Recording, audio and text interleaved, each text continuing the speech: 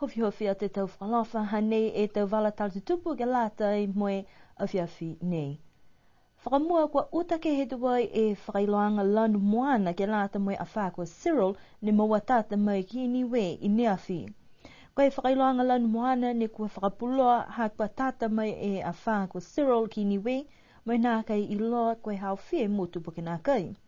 I sea whoke lahi e loka he tahi moe malolo he tau matangi mai pui e laula he tau whale ki he tau matakawi kua tata lahi ki he tahi. Koe a whako Cyril ne ki sea i ke hea ho tapu, ke hea ho ngofua e malolo he tau matangi kua hao whea mutu kiai, ka koe uho he a whanei ne molea aniwe he pouri ni pō. La he tamanatu tupe tau tangata i Niawhi, ha koe tau matangi nei mo e tau peau ne kua ki sea e lalahi mo e hanga lea, ka koe mo e tau loto whiawhia ke hao nei, kua ala mai mo e mileno e matangi. Pese ia tuma wanga ia ke whakamanatu ke he tau tangata e tau mga hala a wha kua hoko ki ai. Ko he tangata ne kua whangahala mai tuku ke he whale pui kua whakatanka mai ai ki whafo he aho nei ke he lewe kianga he taha tangata mai i alofita ke lau.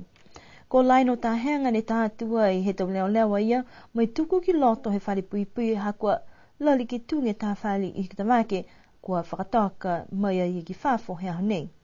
Pe he whahi leo kua whakamori tuai e lau toru kua whakataka mai ai nei ki whafo mai lahi tau pēhianga mai tau hata kianga ki ai. Koe whiwhirianga nei ko mua mai he whakawhirianga hani we, he aho uafuru mawhitu ia Ianuari, ha kua tohi ole a ia nei ke mai ke hau ki whafo, kai whaipēhianga po ke peo. Pe he tak leo nā kai talia lau tōru e ole nei. Ko laino tahenga kua amna ki tūki mua he whakawhirianga takolunga hani we, he mahina hamasi.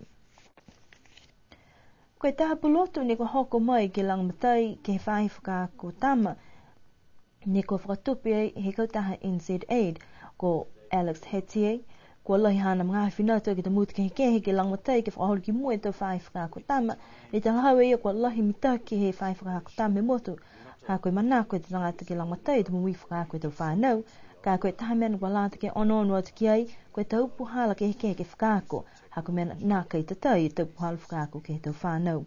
Kai ke whakatatai atu ke tau aongi New Zealand kua lata ke whakalonga atu whoki e tau pepa whakaako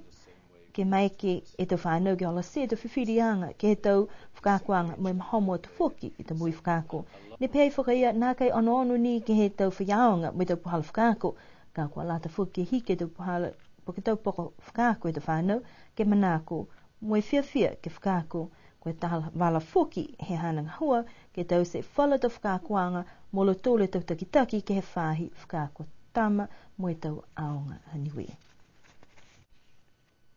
Koe whala tau mana tutupe tope whahi ngofo nua toa kau muwhisieka ke taha ngau ne ko whai hokotaki mai e taha pulotu ke tau manu kua pehe linga kua whai ngau pihia aniwe ne whahingoa e koe parvovirus si kua whinata ia mai ole lang matai mai i New Zealand ke lāt me tau mankuri he motu. Nā kai la ilo mōri koe ngangao e na kai kua moua he whalukuri ne kua mamase ka kua mana koe whahinga hofu nua ke moua e tau numela kuri he motu ke iloa koe he ngoa e numela huki ke ta mai he pulotu nei ki Niue. Koe tau whakamamaanga he whahinga hofu nua ko pehe koe ngangao koe parvovirus ne mai ke tau kuri ke moua ke he tau manawa kai me sino he tau punokuri mai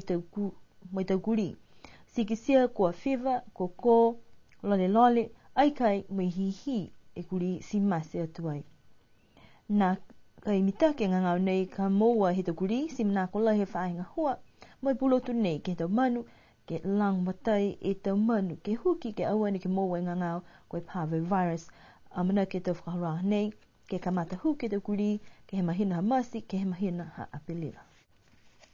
Koe whahi tapu nei ni kua maua mana ke te whanau ke riri watu ai ke tau aonga. Ka kua whai hikianga whakatose ha koe tau fuwhanga matangi, kua nā kai hanga mitaki, mui kua whiwhiri ai he whai whakako tama, ke osi tuai e tau aonga he whihane tu la he hohoko atu te whanau ke aonga i Niawhi.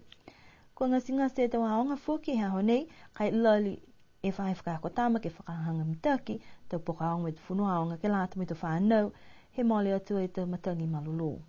Tau hau e whai whakako tama tō riri e tau aonga ke tāma ka mata, ke he aho apungipungi, a mana ki niko mo, mana ki whoke tau whānau, mo e tau whaiaonga, ke lata mo e tau whōu, ke whakahori mua e mita ke tau whakakoanga mai tau nei. Pia e tau wala tau te tupu niko mo mai ke lata mo e awhiawhi nei, a mana ki ke liriu ke whalewea penei whoki ke he awhiawhi atu loto, no no whaamini ne pua tō liriu a te tōru ke whalewea.